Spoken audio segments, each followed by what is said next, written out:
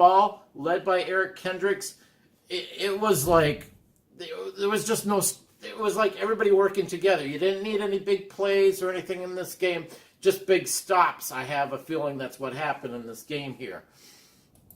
The second leading tackler was Xavier Rhodes with 5 tackles for five of which were solo. And actually, Anthony Barr tied him with 5 tackles, 5 solo as well. So these two, Anthony Barr and Xavier Rhodes, were tied for second in tackles.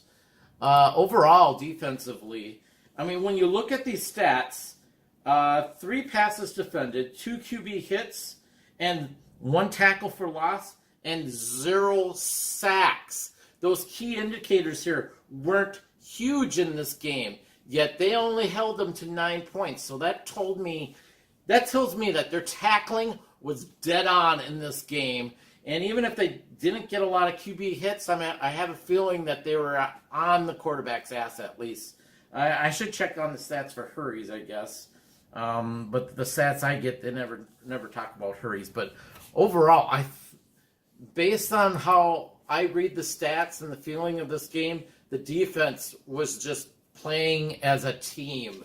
They were just gelling and meshing and giving up only 9 points to the Atlanta Falcons. That's something you can hang your hat on and say, you had a great day. Even though there were nobody on here that shined, there was no sacks or anything like that, it doesn't matter. If you play as a team and the end result is a win, and the end result is you only give up 9 points, none of which were a TD, that's amazing. And, the Vikings defense had a great game, solid game, nothing flashy, but you know what? That's fine. There was not even a turnover in this game. There were no fumbles, there were no interceptions or anything like that. So it was just, a game like this is one of those games you rarely ever see from a defense. Anywhere on a team is something just steady where nothing flashes out, but they just hold the offense to just low points. And it's a good feeling to see, and it's a good feeling to know that this defense can win games for the team in different ways. Not just having the super stats on sacks and that and interceptions, but they can also be steady eddies and just execute on every play and just limit the rushes and stuff like that. I think one key indicator for this game is that time of possession, the Vikings won it with 34 minutes and 2 seconds against the Falcons 25 minutes 58 seconds. Keeping your defense off the field is key, and I think you have to give praise to the offense as well, keeping the defense off the field. Because one of the best things to have on a great defense is just to keep them off the field, keep them rested, keep them hungry, and keep a lead. And then when you get your defense out there, they're just going to be well rested and are going to be able to apply better pressure on the offense. Special teams, Kai Forbath, 2 of 2 for extra points. There was no field goal attempts.